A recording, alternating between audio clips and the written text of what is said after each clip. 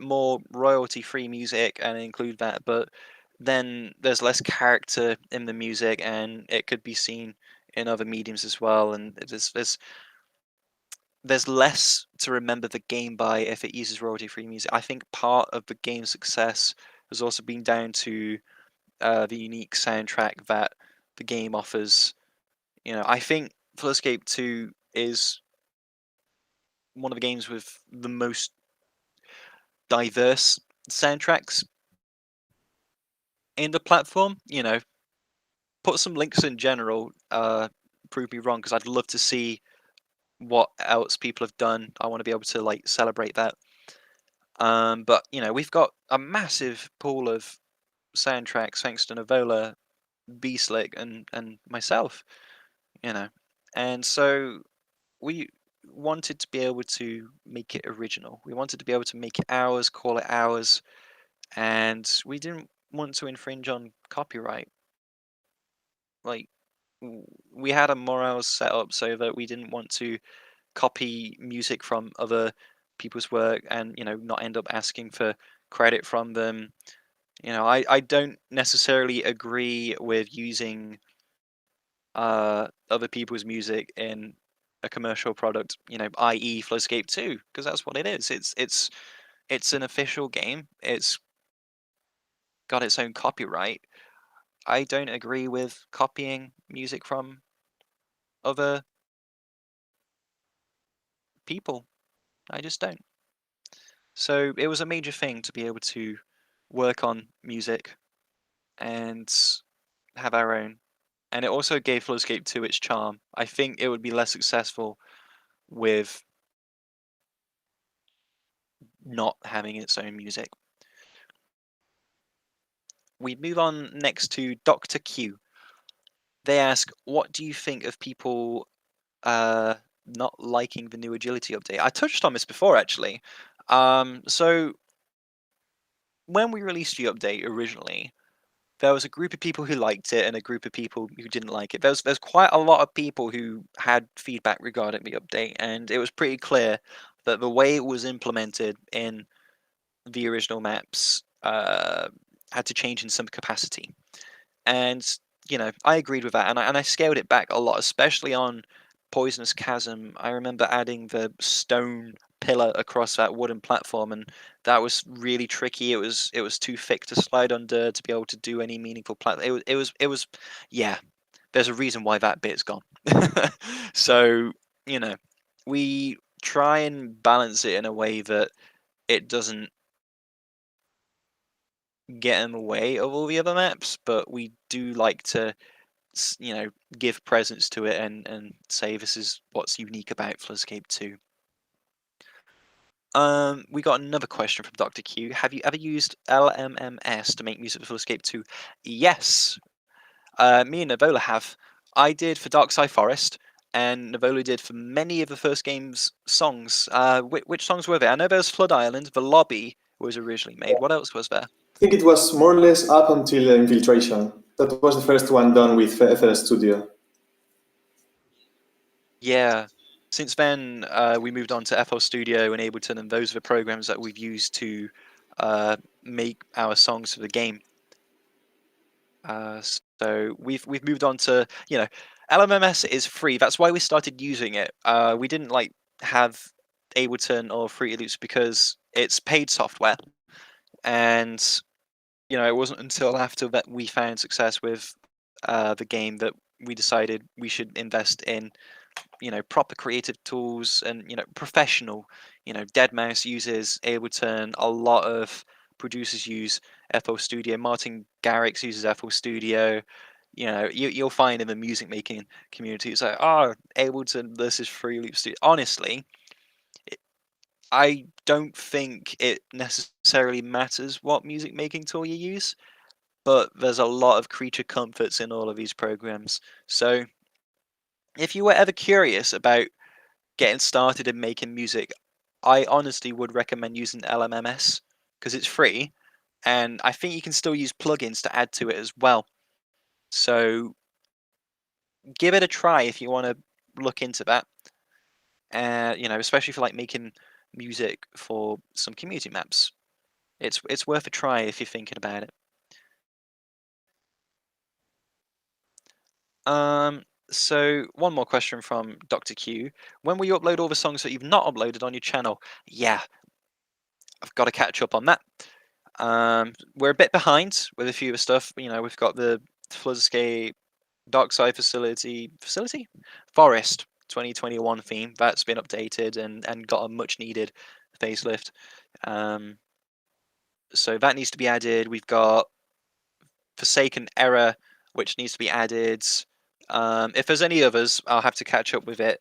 But when I do add these soundtrack videos to YouTube, I tend to just do them all in one go, much like what happened with Magmatic Mines, Sunken Citadel, Buried Oasis. So when it next comes out, we'll probably do it all at once. We move on next to Ultramex, who asks, where did you get the idea for Guide and the other Flowscape people that he's forgotten the name of? We'll focus on Guide. Guide was originally, a character in Flowscape 1. He didn't really have much of a role other than having absolute swag and walking around the place and helping, of course. He was based on one of my Roblox outfits from 2013. Swag, yeah. And he's kind of kept that look since then. He's kind of been like a mascot for Floodscape and Floodscape 2, and you've seen him around some maps here and there.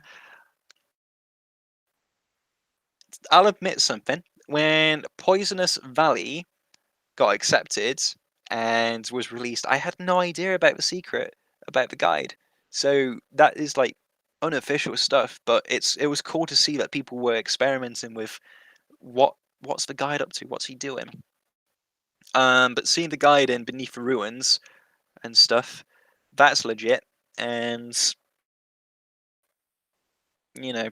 there's a reason he's like stuck in thought at the end of that map, because he's thinking of a way to get you guys who've escaped the Beneath the Ruins a new way out. So I wonder if he comes up with an idea. We move on to the next question from Blue Lucian. He says, are there ever going to be more water states? If so, how they function? There's no current plans for extra water states, but if so, we'll let you know. There's not really much I can add on to that, I'm afraid. Handsome Jack asks, what's your favourite and least favourite maps you've made? My favourite is Beneath the Ruins, for reasons I've already explained, but my least favourite might be Infiltration. I say this because when the map loads, I just go, oh, okay. So yeah, I think it's because it's a very flat map towards the end. There's you can do a lot of nothing in that one. The first room, there's buttons scattered around, but you can let other people push those buttons. You don't need to do it. We might be able to fix it by doing group buttons. That might be worth it, extra XP. But yeah, I think it ends quite abruptly as well. Personally, it can be a very quick map if you let it. We move on to the next person. Best Noob Ever asks, what do you think will happen to Floodscape 2 if there's too many maps? Like I mentioned before, I'd love to explore a timed roster like Splatoon to help diversify things without being overwhelmed by choice. We also move on to the next question by ADG Gamer. Gaming. Why did you move on to Floodscape 2 instead of working on Floodscape 1? Okay. So Floodscape 1, when I started working on Floodscape 2, it was already 5 years old. And my ambitions outgrew what Floodscape 1 had. And also, Floodscape 1 runs on very old code. You know what? I'm surprised it still runs to this day. I started working on it 10 years ago when I actually didn't know my way around scripting. I just kept trying until things worked. And so Flowscape 1 saw most of my growth with my capability of being able to script, and Flowscape 2 is my bigger ambitions that I could never make real in Flowscape 1, but I could make it a reality and actualize it in its own form. So I felt like it was better to start new. And from designing Flowscape 2, I knew that the vision for it was going to depart from Flowscape 1, being quicker, all these extra buttons and being able to swim in water. There was no way that we could convert Flowscape 1 into Flowscape 2 and keep all the old stuff in it. So it was better to keep them as their own works. Thomas Cat, this is a dedicated question for Manel. What do you use to make your music? Yeah, well, so right now I'm using FL2. And well, I will pass now a link if someone's interested with all the exact tools I mostly use. I think I have some new ones lately, but yeah, I mostly use, for instance, Serum, which is very nice for a synth, but it's paid. So maybe there's another one called Zenat Sub Effects, which is quite complex, but it's very very powerful. But it's very hard to learn. Maybe another one like Helm, it's easier maybe to learn. Then for acoustic instruments, there's a plugin called Expand2, which I'm not sure how much it costs, but I think you can get a discount around $1 or $5. And it has lots of acoustic instruments and it has great pads also, so that's very useful. And then for drums, I mostly have some Cymatics drum sound packs that you can find online. And lately I've been also using some ones I found which are from Music Radar, which are more acoustic. So that's more or less what I use. So yeah, if you're interested in the things that Manel uses to make music, he's just put a link in general chat. So if you want to take a look at that and you're interested in making music, give it a look. Okay, so we'll move on to the next question now. This is from Peepsy6, also known as Cytone. Will you do some advanced scripting in your YouTube channel? Necessarily my place to do that. I'm not a teacher and I'm not going to pretend to be one, but I know that there's a lot of online tutorials versus when I got started, so there is definitely a lot more abundance in access for more advanced scripting. And I think is it Alvin Blocks? He teaches scripting, I think. But yeah, there's definitely plenty of folks online who've already provided such content, and they've there's a reason they keep doing it, is because people enjoy their stuff. So we move on to Nafe. Nafe Spike asks, what do you think is the easiest and the hardest part of making a map for Flowscape 2? So this is a tricky one. It's not all one the same. There's many things for different situations. Sometimes, mainly it's integrating tight gameplay with appealing visuals. Depending on when music is made for the map, sometimes during the development process, the music inspires the map or the map inspires the music. So, for example, Sinking Ship. Navola was creating the music for Sinking Ship as an experimentation for tension, for building tension, and I visualized what the map could have been based on that. And when that special part in Sinking Ship where it starts with the drums and it keeps going and the acid starts rising, that honestly, that music itself drove the inspiration for Sinking Ship, and why it's such a compelling map and the music fits it so well is because the map was designed to fit the music. The map was designed to fit the music. Um, you know, when we get community maps in and we have to make uh actual music which fits the map, then it's a bit of a different question because it's having to match the music to the map and fit the pacing for it there. I don't know if there's anything you want to add on to that, Navola, since you've got quite a bit of experience in that.